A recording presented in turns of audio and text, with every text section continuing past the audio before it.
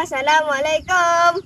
Hai, nama saya Muhammad Fahir bin Mat Fairul. Saya dari Sekolah Kebangsaan Tujuh Laut, Kota Tinggi, Johor.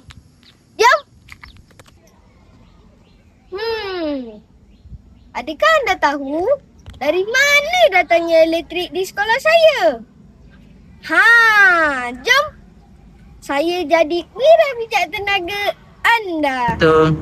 Di sekolah kita, elektrik dihasilkan menggunakan generator yang menggunakan diesel.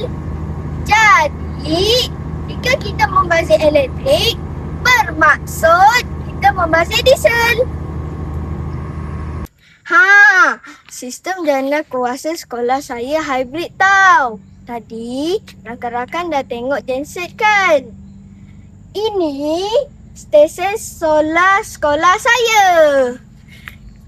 Sistem solar menukarkan cahaya matahari kepada tenaga elektrik. Ia mesra alam dan sangat membantu menjimatkan penggunaan diesel. Apalah lampu menyala, kipas terbuka. Tapi tak ada orang.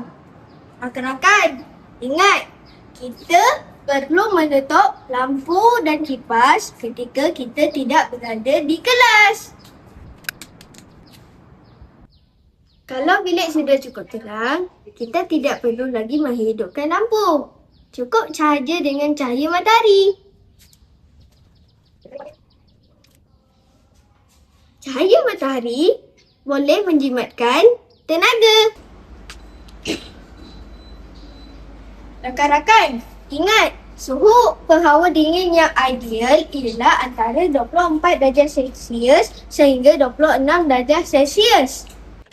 Ketika penghawa dingin dibuka, pastikan pintu dan tingkap ditutup secara rapat supaya bilik cepat sejuk dan dapat menjimatkan tenaga elektrik.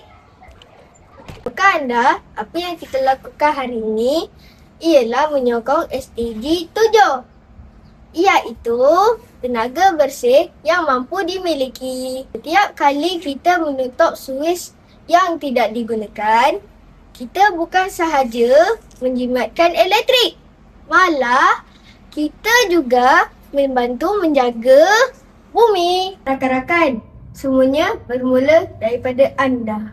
Satu suis, satu tindakan, satu perubahan.